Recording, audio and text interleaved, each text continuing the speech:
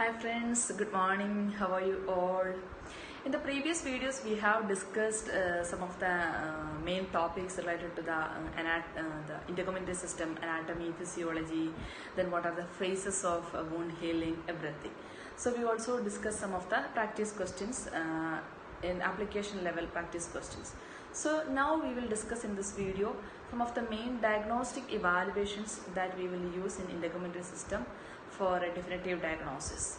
So we will discuss now four diagnostic examinations. The first one is skin biopsy, then skin culture, then wood light examination, then diascopy. So we'll see one by one.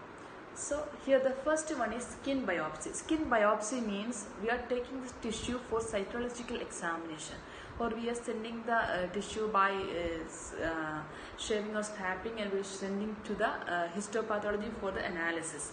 So that is doing in the skin biopsy examination. There are certain preparations as the pre-procedure and post-procedure preparation. In the pre-procedure preparation, the first one is obtain the consent, and the second one is cleanse the site as prescribed. I think all you know that about what all the contents related to the informed consent. So these two things under the pre-procedure preparation. Then now in the post-procedure preparation, place the specimen in appropriate container and send it to lab. Okay, the first one is place that specimen in an appropriate container. In the hospitals we have special containers. This one little bit changed depend on the hospital protocols and policies. So we should put in appropriate container and label it and send it to the lab. The second step is use surgical aseptic technique for biopsy site dressing. Even though it is a small area, we have to use aseptic technique for the dressing, surgical aseptic technique. Then assess the biopsy site for bleeding, any drainage or swelling, any signs and symptoms of infection. We have to observe for that. Then instruct the client to keep the dressing inside for at least 8 hours. Then clean daily and use antibiotic ointment as prescribed. See, for the first 8 hours, instruct the client to keep that dressing in place. Then after that, if it's fine, she can cleanse the once daily, once per day with the antibiotic ointment, and doctor they will prescribe some antibiotic ointment for this daily cleaning. Okay, that is the one. Then another one is that instruct the client to report for any signs of infection or drainage. We already informed that one. The site of where we use for the taking this biopsy, after the discharge, the nurse should educate the client if you found any signs and symptoms of drainage, redness, warmth, swelling, or any signs and symptoms of infection, immediately should report the doctor. Okay, so this is about skin biopsy. The main thing we have to remember that in skin biopsy, as a pre-procedure preparation, we have to take the consent, and the post-procedure observe the site for signs and symptoms, then infections, signs and symptoms of infection, then any bleeding, and keep the dressing for at least 8 hours. So these are the things in skin biopsy. Now we will see skin culture. Everybody know about culture and sensitivity. So when we will send a culture and sensitivity, if we find any infection, the first thing what we will do, we will send the culture before starting or before instituting an antibiotic therapy. That is common in all kind of culture, even if the patient have fever also, or in any situation. Before we are starting or initiating any antibiotic therapy, before that we should ensure we have obtained the culture for sensitivity, resistance and sensitivity. What does mean this sensitivity and resistance? Sometimes we have confusion. Like some organisms are resistant to particular antibiotics or medications, and the same time some other organisms, they are sensitive to certain medication. So which one we should use? The medication those who are, or the organism those who are sensitive to medication, that is the one we should use. If resistant, we should not use, because that is not going to kill this organism or bacteria. So if it is sensitive, we can use that particular medication. So for that purpose we are doing the culture and sensitivity. Usually it will take 48 to 72 hours, and we'll get an initial or preliminary report at the first day after 24 hours, and 72 hours we'll get the complete picture, complete report. So based on that, based on the sensitivity, the doctors, they will start antibiotic. But this antibiotic, we will not wait until to get the complete result or until the third day or 72 hours. Soon after taking the culture and sensitivity, we will start an antibiotic, broad spectrum antibiotics we will start. Then we will see what is the result. Okay, what all the medications are sensitive, what all the resistance. Then based on that we will start the another antibiotic or change to another antibiotic. That is the thing. Then in the skin culture, a small skin culture sample is obtained using a sterile applicator.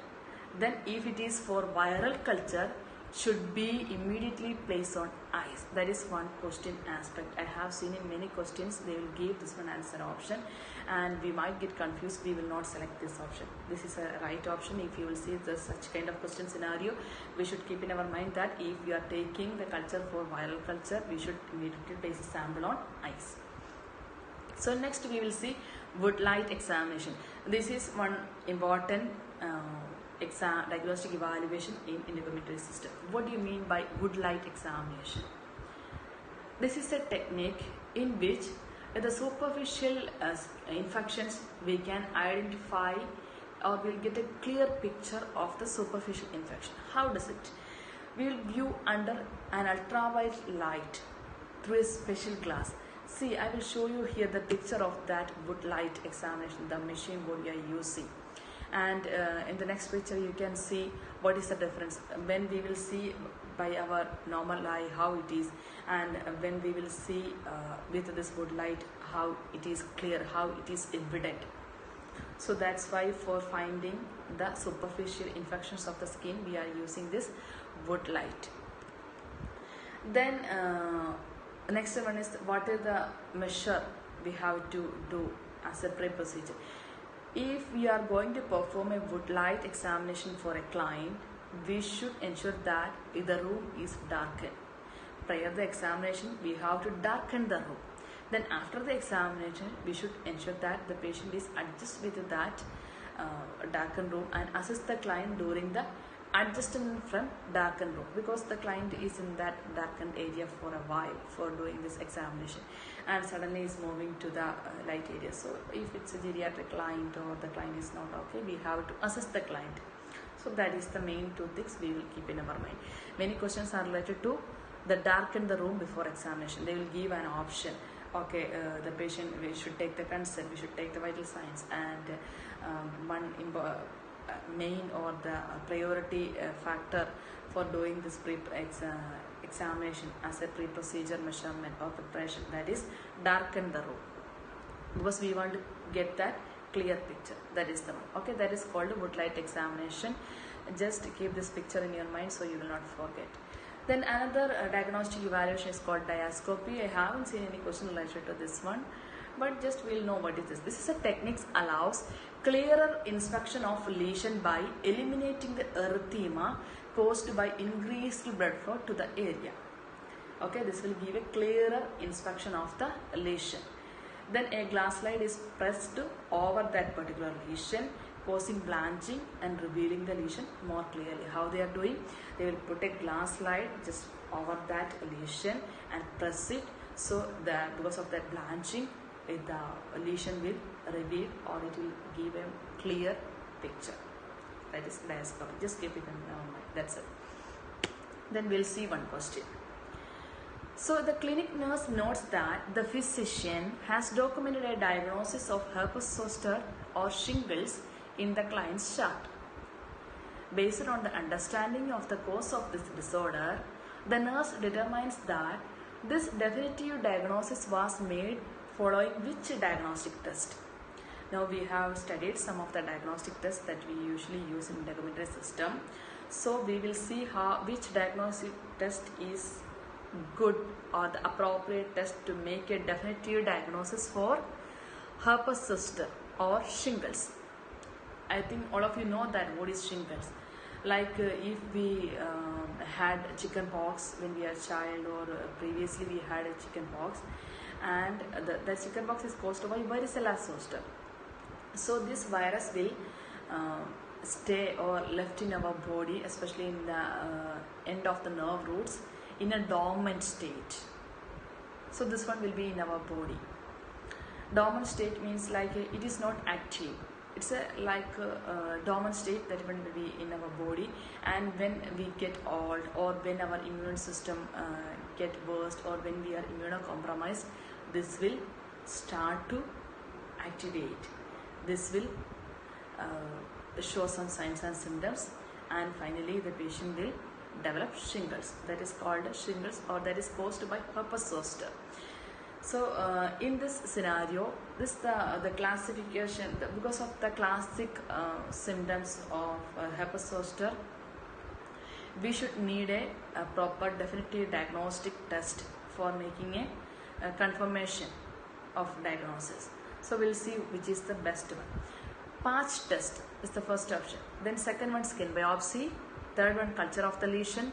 Fourth one, wood light examination. What do you think? Which one could be a good diagnostic test to make a definitive diagnosis in this scenario? What is the meaning of patch test? Patch test is something like we will administer some allergen medication, administration of an allergen medication over the surface of the skin area to identify specific allergens. That is patch test. So that one we cannot use in this scenario. Then skin biopsy, we already discussed biopsy. So cytological examination of the tissue. So that is also not appropriate. Then another one is the culture of the lesion. Yes, in the herpes zoster, we know that it's like in the classical presentation of that lesions, we will take a culture from that and we will send it to the lab. That will give a definitive diagnosis of whether it is caused by herpes zoster, and whether it is shingles, or what is the exact cause, or what is the exact diagnosis we can make. So if the answer is culture of the lesion, we already eliminate that wood light examination. We told that for what we are using for identifying the superficial infection of the skin. That is not that much appropriate in this scenario. So the answer is culture of the lesion. So is that clear? Hope you understand, and hope you are clear with some of the diagnosis tests that we have discussed in this video. So please watch and update your knowledge and revise the topics. Okay, bye bye.